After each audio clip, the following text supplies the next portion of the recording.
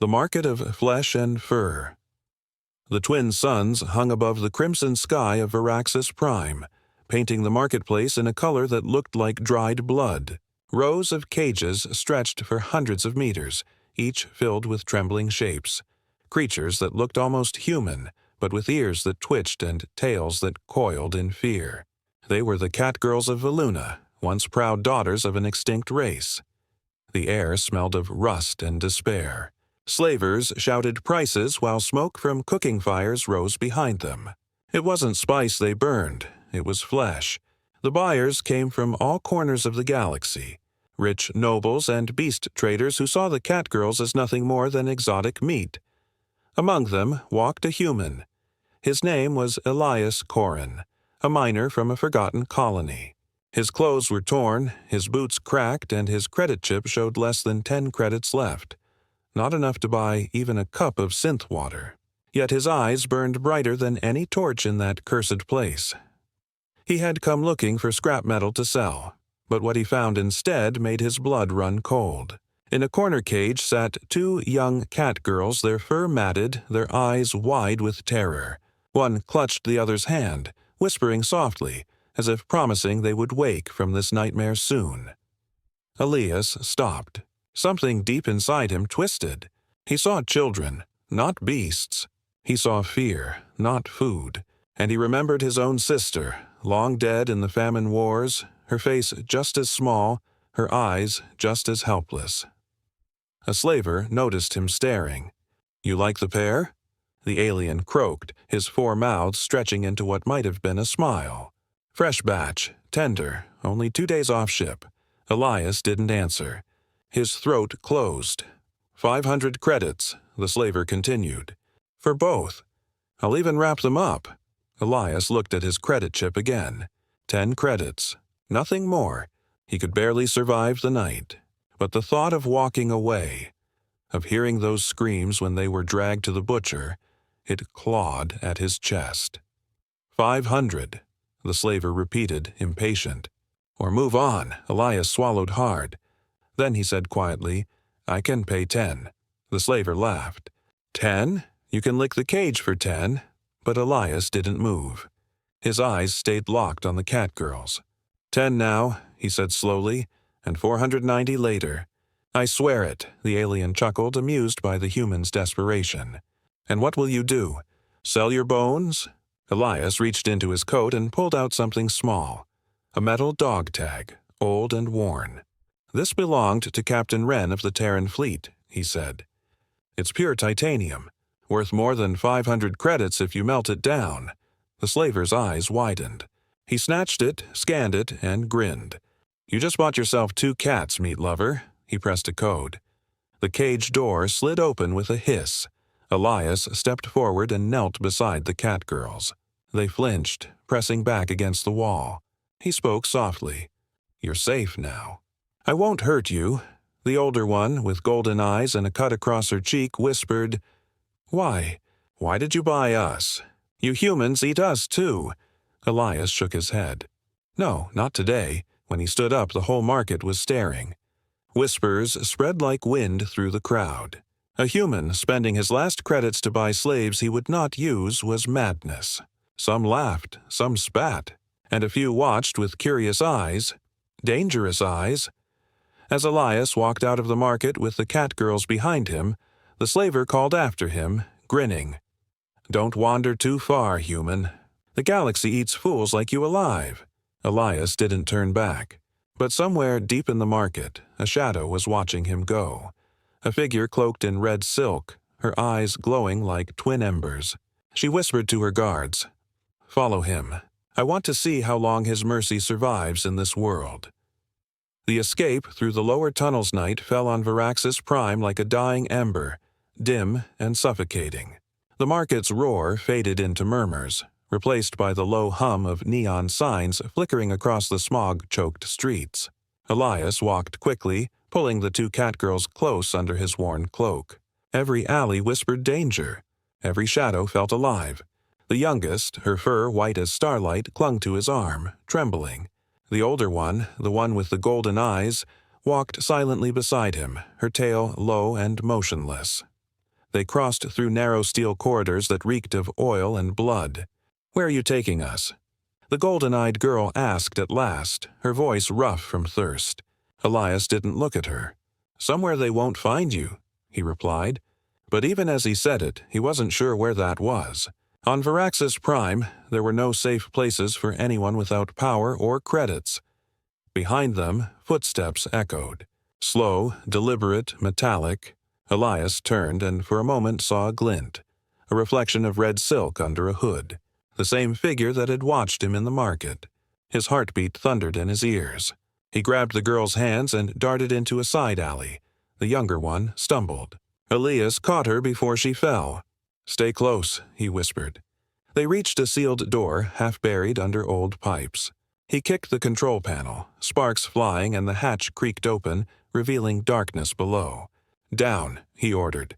The air in the tunnels was cold and wet. Water dripped from broken valves. This was the old mining network, abandoned when the rich had moved their operations to the upper cities. No one came here now except scavengers, criminals, and ghosts. Perfect for hiding, Elias thought. They walked for what felt like hours. The cat girl's steps were soft but fearful. "Why did you do it?" the younger one finally asked. "You gave up everything for us." Elias stopped. His breath steamed in the chill air. "Because no one did the same for me," he said quietly, "and I remember what that felt like." The golden-eyed one studied him for a long moment. "Humans are strange," she murmured. "You kill and you save in the same breath." Before Elias could answer, a sound rolled through the tunnel, a low, mechanical growl. He froze. Lights flickered above as something massive stirred in the dark. From the blackness ahead came a hunter drone, one of the market's retrieval units. Its sensors glowed crimson, scanning the tunnels for fleeing slaves. Elias shoved the girls behind an old support beam. The drone's voice buzzed like static. "Unauthorized assets detected. Return to containment or lethal force will be applied." He could feel the older girl's claws dig into his sleeve. He raised a finger to his lips, signaling silence. The drone's red eye swept the tunnel, inch by inch. Then it stopped, right where they hid. Elias's mind raced. He reached into his belt pouch and pulled out a flare. Not a weapon, but maybe a distraction. He twisted the cap and threw it down the tunnel. The flare burst in blinding white light. The drone swiveled instantly and fired a pulse blast that shook the walls. Elias grabbed the girls and ran in the opposite direction. "Left! This way!" he shouted. The younger cat girl cried out as energy bolts scorched the air behind them. They darted into another shaft, crawling through broken pipes, splashing through water and grime. The drone followed, its metallic limbs scraping, its voice calm and merciless. "Surrender. You will be processed." Elias turned another corner and found a dead end. A maintenance wall sealed long ago. He cursed under his breath. The cat girls pressed close to him, terrified. The drone appeared at the far end of the corridor, light glowing red like a rising sun of death. Elias looked around desperately. Then he spotted a loose vent panel above them. "Climb!" he barked, boosting the younger girl up. The older one followed, agile despite her exhaustion. When she reached the vent, she looked down at him. "Come," he shook his head. "It's too small. Go. I'll hold it off." Her eyes widened. "You'll die." Elias smiled faintly. "Maybe, but not before I make it regret coming here." He grabbed a rusted metal rod and faced the advancing drone. Sparks flickered across the tunnel as it powered another blast. "Target identified. Human male," it droned. Elias waited until the hum reached its peak, then swung the rod with all his strength. It connected with the drone's scanner, shattering the lens. The machine screeched, firing blindly. The blast hit the wall, collapsing half the tunnel. Dust and debris rained down. Above, the cat girl screamed his name. The drone's voice stuttered. "System damage. Critical." Then it exploded in a burst of light and smoke. Silence followed. For a moment, there was only the sound of dripping water. Then the older cat girl climbed down, coughing, her fur covered in dust.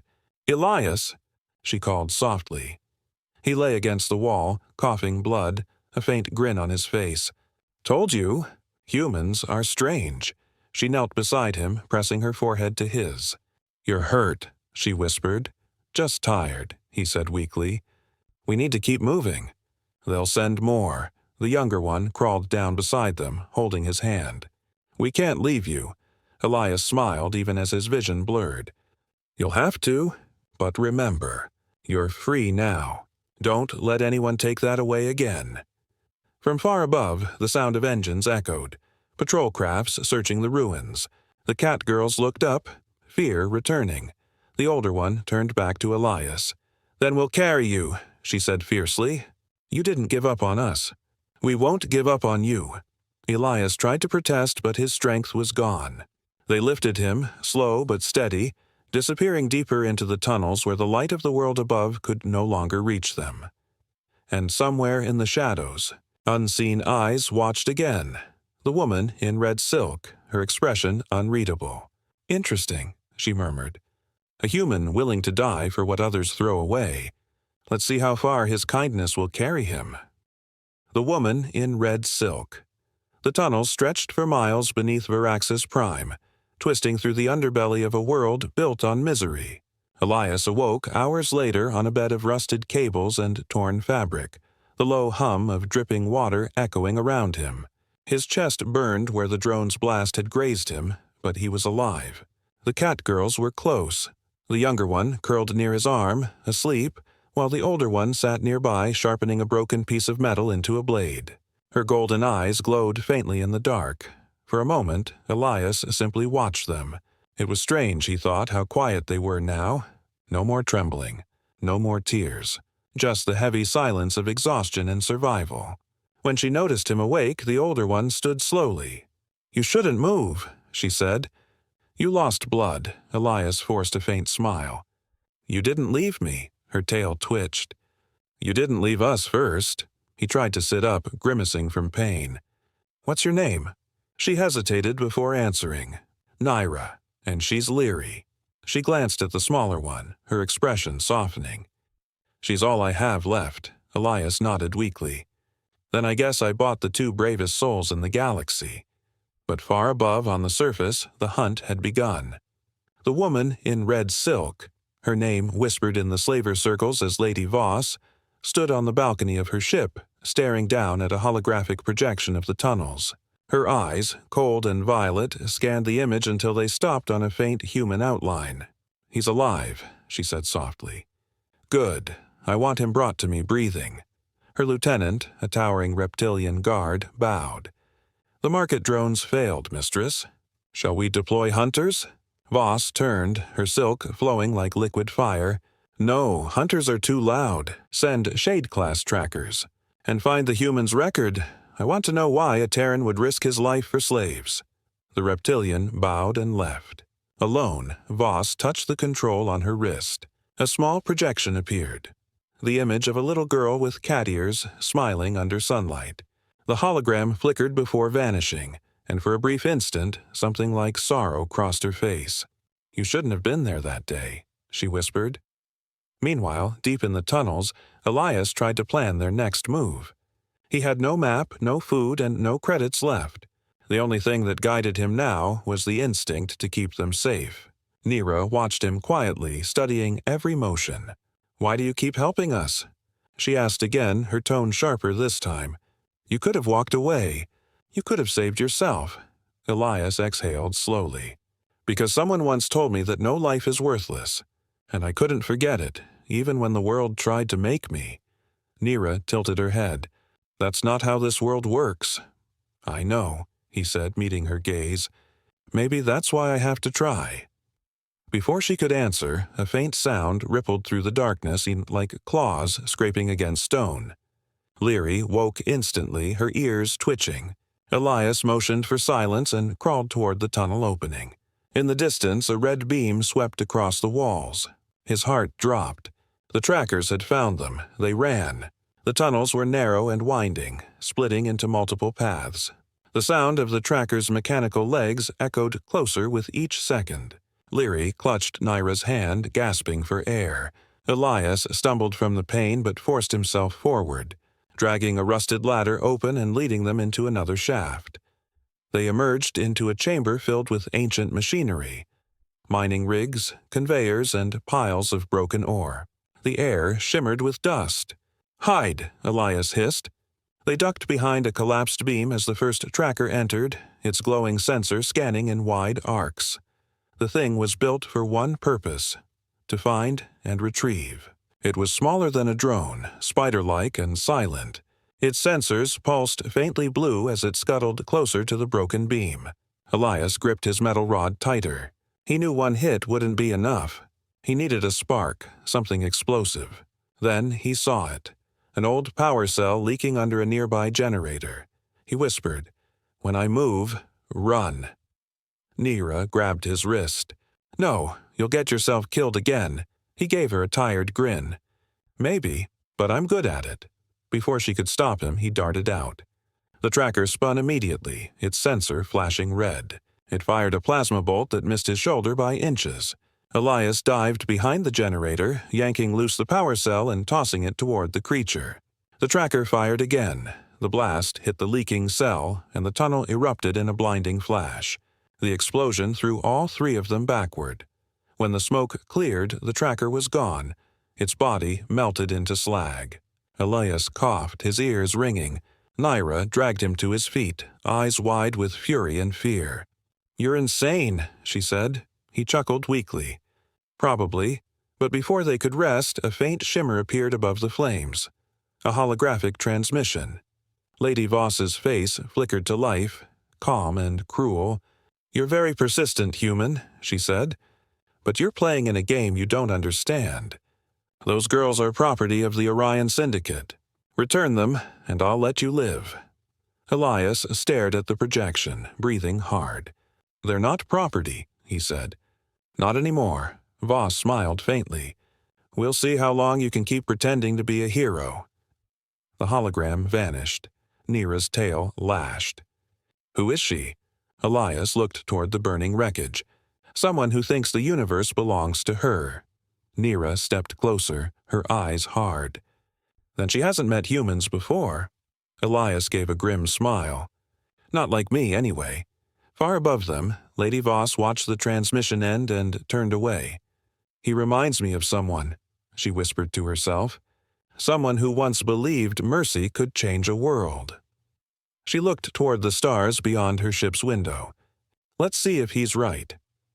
Ashes of the lower city. The dawn above Varaxis Prime was a lie. No sunlight reached the lower city. Only the orange haze of burning vents, the endless hum of machinery, and the stench of fuel and despair. Elias climbed through a broken service hatch, dragging himself onto a platform overlooking the smog-covered slums. Nira followed, helping her sister Leary through the gap, their fur matted with soot and ash. The city stretched before them like a decaying beast. Towers of metal stacked on ruins of stone, lights flickering like dying stars, and streets crawling with scavengers who had long forgotten mercy. Elias stood for a moment, breathing the toxic air. His wound throbbed with every heartbeat, but he forced himself to stay upright. "We need to move," he said quietly. "The trackers won't stop just because we climbed up." Nira glanced at him, her golden eyes scanning the endless sprawl. "Move where? Every inch of this city belongs to slavers or gangs. We'll be hunted no matter where we go." Elias nodded grimly. "Then we find the ones who hate the slavers more than they hate us." They descended into the chaos. The lower city pulsed with life, if one could call it that. Market stalls sold broken tech, synthetic food, and rusted weapons. Neon signs flickered in alien tongues. A group of mercs dragged a chained alien across the street, laughing. Leary hid behind Elias, her tail trembling. He placed a hand over her shoulder. "Keep your hood up," he whispered. "Don't draw attention." As they walked deeper into the labyrinth, whispers began to follow them. A human walking with two cat girls was not something the city ignored. Some stared with disgust, others with hunger. A few, though, looked on with quiet curiosity, as if they'd seen ghosts. They stopped at an abandoned maintenance depot. Elias found a corner shielded from cameras and collapsed against the wall, panting. Nira knelt beside him, checking his wound. "You can't keep bleeding like this," she said sharply. "You'll die before we reach the surface colonies." Elias smiled faintly. I'm not planning that far ahead. Leary pulled out a strip of fabric torn from her cloak and tried to wrap it around his shoulder.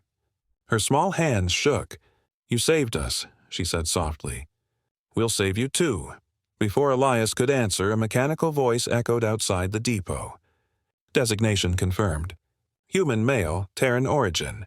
Priority target for retrieval. His heart froze. He peered through a crack in the wall and saw them. 2 shade-class trackers gliding silently through the smog, their sensor eyes glowing blue. Nira drew her makeshift blade, her fur standing on end. There's no end to them, she hissed. Elias forced himself to stand.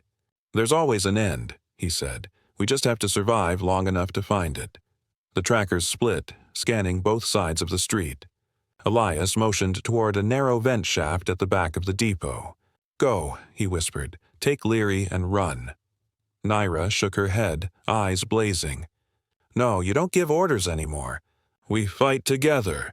Before he could argue, she lunged from the shadows, leaping onto the nearest tracker. Her claws sliced into the cables on its neck, sparks flying. The machine screeched, trying to throw her off, but she held firm, stabbing her blade again and again until it collapsed in a heap of smoke. The second tracker turned instantly, its plasma arm charging. Elias grabbed a rusted pipe and swung hard, striking the weapon just as it fired. The blast ricocheted off the metal wall, hitting the drone itself. It exploded, showering molten fragments. The air filled with the smell of burning oil. Nira landed beside him, panting, her fur singed but her eyes fierce. Elias looked at her, impressed. You fight better than most soldiers I knew. She smirked faintly. We learned from running. You get good at surviving when no one else wants you alive. But before they could rest, a slow clap echoed through the smoke. A figure stepped out from the haze, tall, graceful, and draped in crimson silk. Lady Voss! Her eyes shimmered violet as her guards fanned out behind her. Impressive, she said softly. You destroyed 2 trackers with scraps and stubbornness. Humans never disappoint. Elias's muscles tensed. You should turn around while you can, Voss smiled. And miss the spectacle? No, I think I'll stay. She took a step closer, her voice calm and cold. You don't understand what you've stolen, human. Those girls aren't just slaves, they're the last living bloodline of the Volunan gene craft. Their DNA is worth more than entire colonies, Nira growled low, stepping in front of Leary. We're not your property. Voss's eyes softened, almost regretful. No, child. You're my creation. The world seemed to freeze. Elias blinked, uncertain if he'd heard right. Nira's breath hitched, her tail flicking wildly. You're lying, Voss shook her head slowly. I led the experiments that birthed your kind. I gave you your strength, your instincts, your beauty. But I also made your people too human, too capable of emotion. It's what destroyed you. Elias stepped forward, anger flaring. Then you're the reason her world burned. Voss's expression didn't change. Perhaps, but you can't erase creation, human. You can only decide what to do with it. She raised her hand, and her guards aimed their weapons. Hand them over. You'll die otherwise. Elias glanced at Nira, then at Leary, both trembling but defiant. He tightened his grip on the metal rod. I already spent everything I had for them, he said, voice steady. I don't plan on giving them up now. Voss studied him for a moment, her face unreadable. Then she lowered her hand. So be it. Run, little human. The galaxy will hunt you now. She turned away, her cloak swirling like flame as she disappeared into the smoke, leaving her guards to burn the remains of the depot. Elias, Nira, and Leary fled into the maze of the slums once more.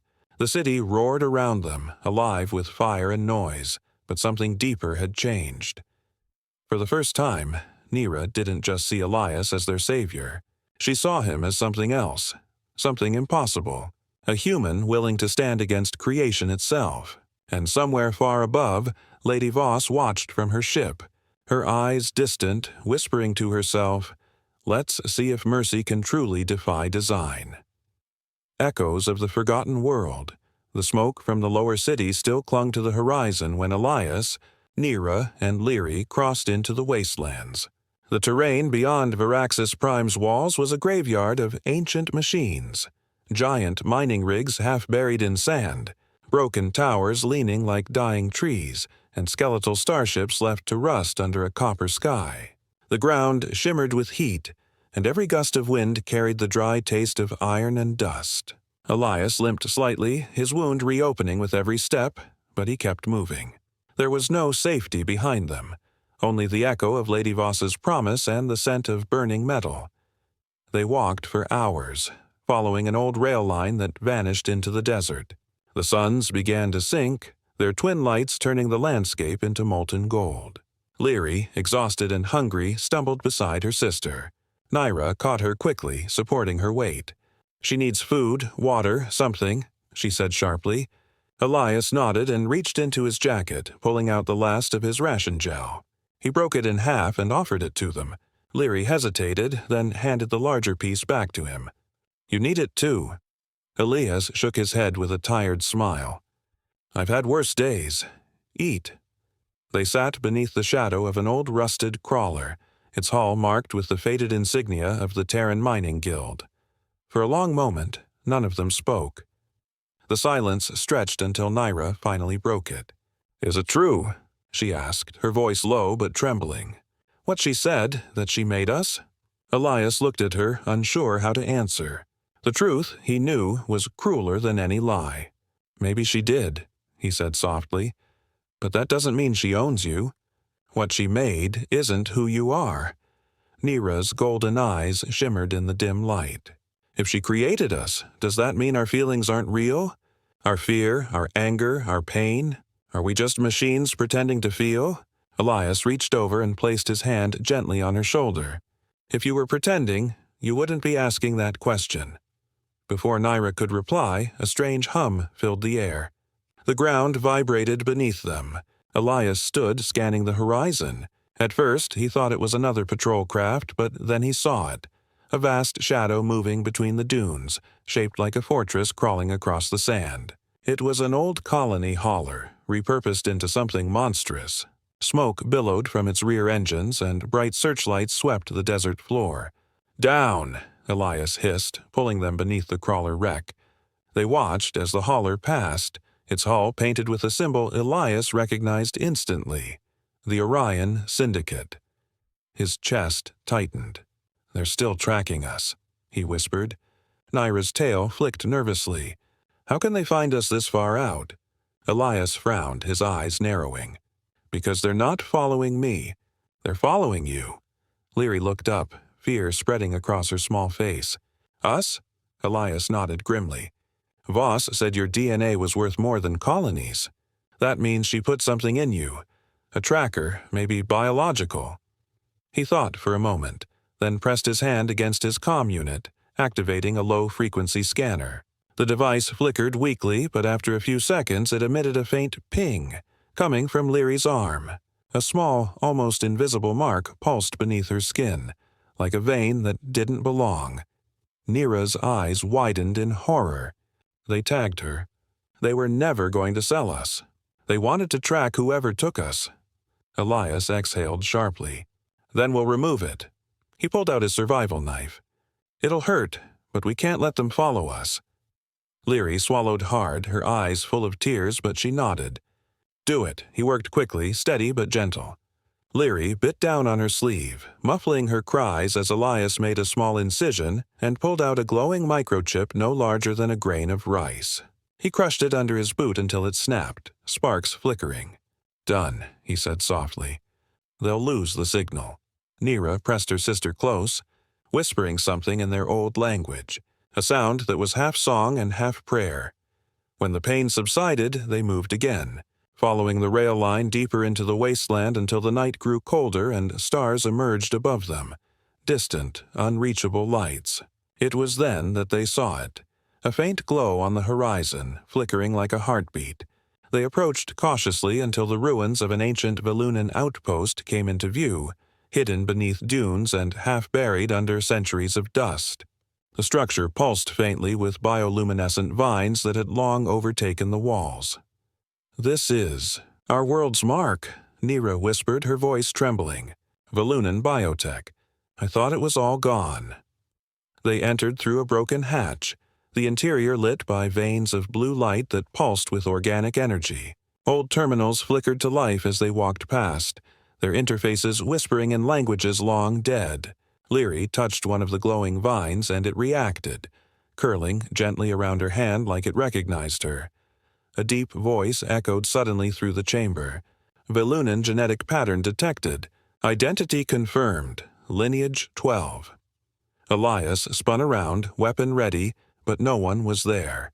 The voice was coming from the central console, an ancient AI still functioning. Lineage 12? Naira repeated. The console's light grew brighter. You're the last surviving offspring of the original prototype. The others were terminated during the Exodus. Elias felt a chill crawl through him. Exodus? He asked. The AI responded, the mass cleansing of Valunan hybrids, ordered by Overseer Voss 400 years ago. Reason, emotional instability led to rebellion. Nira staggered back, her eyes wide. She killed us all, she whispered. She killed our people. Leary began to cry softly, clinging to her sister. Elias clenched his fists, his anger boiling beneath his calm voice. Then, she's been running this empire ever since, the AI continued. This facility was hidden to preserve the memory of Valunan origin. If you have returned, it means the bloodline survives. And with it, the key. Key? Elias asked. The lights dimmed and the AI projected a hologram, a vast map of the Orion Syndicate's territories. In the center burned a single point of light. Project Genesis Vault, it said. Contains all Valunan genetic archives. Whoever controls the vault can rewrite creation itself. Elias stared at the projection. That's why she's after you, he whispered. You're not just valuable. You're the only ones who can unlock it. Nira's eyes glimmered with fury and fear. Then we'll destroy it, she said. We'll end what she started. Elias met her gaze and nodded slowly. Then that's our path. We take the fight to her. Outside, the desert winds howled across the ruins, carrying the echoes of a civilization long erased. And far away, aboard her ship, Lady Voss stood before a console of her own, watching the flickering signal vanish from her radar. A faint smile touched her lips. So, she murmured, they found the ruins. Just as I hoped, the bloodline awakens. The march toward the Genesis Vault. The following morning brought no peace, only the endless red horizon stretching before them, cracked and shimmering under the brutal heat of twin suns. Elias stood at the entrance of the Valunan ruins, tightening the straps on his pack as Naira and Leary prepared for the journey ahead. The holographic map from the ancient AI hovered beside them, displaying a single pulsing beacon deep within the Orion Syndicate's territory, the Genesis Vault. That was where Lady Voss's secret lay, the place where creation itself had been rewritten. They began the march before sunrise. The desert wind howled across the metal dunes, slicing at their skin and fur. Every step was agony for Elias. His wound had reopened again, staining his bandages dark. But he kept walking, driven by something heavier than pain, by the thought that somewhere, in the heart of that syndicate fortress, lay the truth that had destroyed Nira's world. As the day stretched into eternity, Leary walked beside him, silent but watchful. She carried herself differently now, not as a frightened child, but as someone who had begun to understand the price of survival. Naira, ahead of them, moved like a shadow, her golden eyes scanning the horizon for threats. "You're slowing down," she said without turning. Elias gave a weak grin. "You're getting faster." They stopped near sunset, taking shelter inside the remains of an old cargo crawler half buried in the sand. The air inside was cool and heavy with the scent of rust. Elias slumped against the wall, exhausted. Naira knelt across from him, patching the wound with what little medical gel remained. "You can't keep this pace," she said quietly. "You'll collapse before we reach the vault." Elias smirked faintly. "Wouldn't be the first time I've died trying to do the right thing." Naira's hands froze for a moment. Her gaze softened and she said, "You're the first human I've met who doesn't run when things get impossible." Elias met her eyes. "You're the first alien I've met who keeps fighting when she's already lost everything." Their words hung between them, heavier than the air itself, until Leary broke the silence with a small, hopeful voice. "Maybe we're both what's left of something that shouldn't have died." That night, none of them slept. Strange lights flickered in the distance, moving across the desert like wandering stars. They weren't stars. They were Syndicate patrol drones, scanning the wastelands for any trace of fugitives. Elias watched them from the crawler's window, his hand resting on the old Terran dog tag around his neck. "Voss won't stop," he murmured. "She's not hunting us out of greed. She wants the vault for something else." Nira frowned. "You think she's after power?" Elias shook his head slowly. "No, I think she's trying to fix something she broke." By dawn, they reached the edge of the wasteland and looked upon the first signs of Syndicate territory. Towering metal walls loomed over the horizon, lined with lights and turrets that shimmered in the rising heat. The Genesis vault lay somewhere beyond those defenses, buried beneath the Syndicate's capital, a city of machines, slaves, and secrets. To enter, they needed a way past the scanners, and the only beings who could help were the ones who hated the Syndicate more than anyone, the Outcast Rebellion.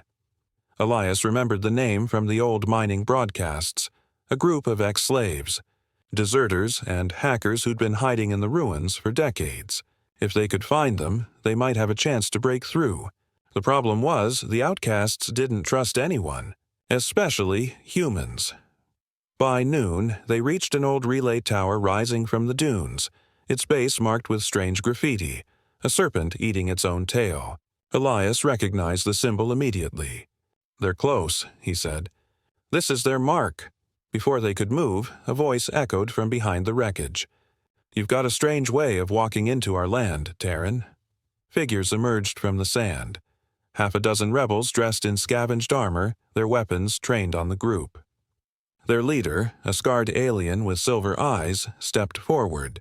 "We don't take kindly to Syndicate spies." Elias raised his hand slowly. "We're not Syndicate. We're trying to destroy them." The leader's eyes narrowed. "Everyone says that before they die." His gaze shifted to Nira and Leary, and his expression changed slightly. "Velanen. Impossible. You're supposed to be extinct." Nira's tail twitched. "So are free people in this galaxy," she said coldly. That earned a small smirk from him. "Fair point." He studied Elias for a moment longer, then nodded to his men. "Lower your weapons. Let's hear what they have to say." They were taken into an underground base hidden beneath the dunes, a sprawling maze of tunnels and machinery. The walls were lined with old Terran tech repurposed for guerrilla warfare. Dozens of beings moved through the corridors, fixing weapons, adjusting transmitters, preparing for battles that never truly ended. The rebel leader introduced himself as Kale, a former Syndicate enforcer who had defected after witnessing one of Voss's purges. "You want the vault?" he said, leaning over a holographic map. "You'll never get close. It's buried under 3 kilometers of reinforced alloy, guarded by an AI defense system that kills anything with a heartbeat." Elias looked at the map and said quietly, "Then we go where hearts don't beat." Kale frowned. "Meaning?" "Through the dead sectors," Elias replied.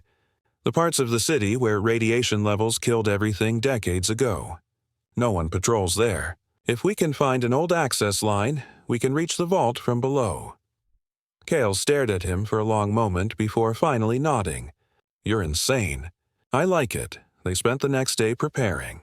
Nira and Leary helped the rebels scavenge gear, learning how to mask their heat signatures and override drone signals. For the first time since her captivity, Nira smiled, just slightly, when Leary managed to deactivate a practice turret using nothing but instinct. "She learns fast," Kale said, impressed. Elias looked at the younger girl with quiet pride. "Maybe too fast," he murmured. That night, as the camp slept, Nira found Elias sitting by a broken viewport, staring at the stars. "Do you ever think we'll make it?" she asked softly. Elias didn't look at her. "No, but that's never stopped me before." She sat beside him, close enough that their shoulders brushed. "You humans," she whispered, Always walking into fire. He smiled faintly. Someone has to light the way. Above them, a shadow crossed the stars, a massive ship, sleek and silent, moving toward the Syndicate capital. Lady Voss's voice echoed through her bridge, calm and resolute. Prepare the vault for activation. The bloodline is near. It's time the children met their creator. And somewhere beneath that same sky, Elias tightened his grip on his weapon, unaware that the greatest truth of all still waited beneath the vault. The reason Voss had created the Volunans in the first place, and the reason humanity was never supposed to find them. The blood of creation. The city of the Orion Syndicate rose before them like a black crown piercing the storm. Metallic spires stabbed into the clouds, their tips pulsing with electric veins that lit the smog in ghostly flashes. Drones moved across the sky in perfect formation, and colossal banners of the Syndicate's sigil rippled along the towers. Beneath that fortress of steel and glass lay the Genesis Vault, the heart of creation and the end of everything that came before. Elias, Naira, Leary, and the rebel guide Kale crouched in the ruins outside the perimeter wall, hidden beneath cloaks lined with radiation mesh. Every breath tasted of metal and ash. The plan was madness. They were to pass through the dead sector, an irradiated maze where no life could survive, and enter the vault from below through an old Terran access tunnel. Kale's scanner flickered weakly in the static-choked air. "This is it," he said. 1 kilometer that way. After that, no signals, no second chances. Elias nodded, his face shadowed by exhaustion. "We've had no chances since Varaxis Prime." The dead sector was worse than any of them imagined. Towers leaned over the streets like broken ribs, and the air shimmered with a faint green haze. Skeletons of machines littered the roads, fused with melted stone. Every step echoed like thunder in the silence. Leary clung to Naira's hand, her wide eyes reflecting the ruins. "It feels haunted," she whispered. Naira squeezed her fingers gently. "It's what happens when life and creation are played with too long." They reached the access shaft as night fell, a narrow, rusted tunnel leading deep underground. Elias took the lead, climbing first, the light from his wrist torch slicing through the black. The air grew colder with every meter. When they finally reached the base, they found a circular door sealed with the emblem of the Genesis Project. 3 intertwining rings glowing faintly blue. Elias pressed his palm against the scanner. The metal hissed, reading his DNA, and then to everyone's shock, the rings began to spin. "Access granted," said a cold synthetic voice. Naira looked at him, startled. "How did it recognize you?" Elias frowned, staring at the scanner. "It shouldn't have." The door opened with a deep groan, revealing a massive chamber beyond. The vault stretched endlessly, its walls alive with pulsing light and transparent cylinders filled with glowing liquid. Inside those tubes floated shapes, beings of every kind, human and alien, their forms half-formed, as if frozen between creation and extinction. The floor beneath their feet was made of glass, and below it flowed a sea of golden energy, swirling like a living sun. This isn't just a lab," Naira whispered, her voice breaking. "It's a womb." Before Elias could respond, a voice echoed through the vast space, smooth, haunting and familiar. "You're finally here." From the upper walkway, Lady Voss descended, wrapped in her red silk cloak that fluttered like living flame. Behind her came guards in silver armor, their weapons trained but not yet fired. Her violet eyes met Elias's, and for the first time, they did not hold cruelty, only exhaustion. "You've walked very far for answers, human," she said. "So let's finish what began centuries ago." Elias raised his weapon. "Then tell me why. Why create them? Why enslave them? Why destroy their world?" Voss's lips curved faintly, but her eyes darkened with memory. "Because the Volunans were never meant to exist. They were an accident of compassion." She stepped closer, her voice steady. "When the Terran fleets reached this galaxy 4 centuries ago, we came as conquerors. But I, once a scientist, not a ruler, found something extraordinary in human DNA. You carried something no engineered species could replicate. Empathy. It was irrational, unpredictable, uncontrollable. and I wanted to understand it. So I spliced it into a new species, the Volunans. Nira stared at her, trembling. You made us from humans. Voss nodded slowly. You were humanity's reflection, grace without greed, strength without cruelty. But your hearts, they inherited too much emotion. The first generation rebelled, unable to bear the pain of feeling what they were never built to feel. They burned their cities, destroyed their creators, and nearly tore the galaxy apart. I ordered the purge to save what remained. Elias's jaw tightened. And you called that salvation? Voss looked at him, her expression unreadable. It was survival. I couldn't let the same sickness spread again. Nira took a step forward, fury blazing in her eyes. You erased an entire race because you were afraid of love. For a moment, silence filled the vault. Then Voss spoke softly, almost brokenly. Because I loved them too much to watch them destroy themselves again. Elias lowered his weapon slightly. And now? What is all this? Voss turned toward the golden sea below. The Genesis Vault is my attempt to fix what I ruined, to create life that can feel without falling apart. But I need the Volunan bloodline to complete it. Your DNA carries the key to balance emotion with control. Nira's voice shook. And if we refuse? Voss's eyes met hers. Then all of this, the vault, the archives, every trace of your kind, will die with me. And humanity's spark will vanish forever. The chamber trembled as alarms blared. Kale shouted, Incoming ships! The Syndicate's fleet, they're coming here. Voss's expression hardened. They're here for me. The Council wants the vault destroyed before I finish what I started. Elias stepped forward, his voice low but fierce. Then let us finish it our way. Voss studied him for a long, quiet moment. Then she turned to Nira and Leary. Go to the central core. Link your consciousness to the vault. It will decide if your kind deserves to exist. The sisters hesitated, fear and resolve warring in their eyes. Elias nodded at them. Do it. End this. They approached the glowing core, the light wrapping around them like liquid fire. Their eyes turned white as the vault responded to their presence. Holograms flickered. Images of lost worlds, of humans and Volunans standing side by side, of wars and peace, of mercy and madness. The vault spoke in a voice that was both ancient and alive. Choice recognized. Emotion integrated. Creation balanced. The ground shook violently. The golden energy flared, rising through the chamber like a sun reborn. Voss stumbled back, her eyes wide. It's rewriting the code, she gasped.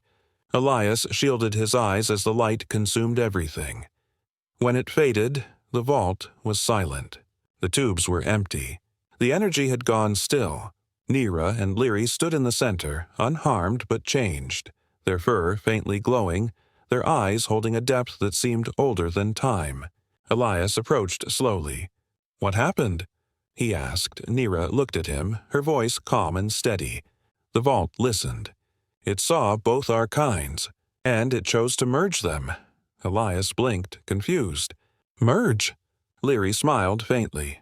Velunan and human, no longer separate. We carry both now. We are what you were, and what we were meant to be. Behind them, Voss sank to her knees, tears streaking her face. Then perhaps, I was right to hope. Elias knelt beside her. You were right to believe, he said quietly. But it wasn't your science that saved them. It was what you tried to erase. She gave a faint, weary smile. Empathy. Outside, the Syndicate's fleet arrived, but instead of fire they found the vault silent and shining, its towers blooming with new light. The AI that once served the Syndicate spoke a single phrase across the system. The age of masters and slaves is over. In the days that followed, the vault's energy spread across the stars, awakening something long forgotten in every sentient being, a memory of kindness, buried deep beneath centuries of fear. Elias, Nira, and Leary stood on the cliffs beyond the ruins, watching dawn break for the first time without fire. Nira turned to him, her golden eyes warm. What happens now? Elias smiled faintly, the wind brushing through his hair. Now we live. And this time, we build something worth saving. As the suns rose higher, casting light over a world reborn, the last words of the ancient AI echoed softly across the sky. Humanity was never a species. It was a spirit, and that spirit endures.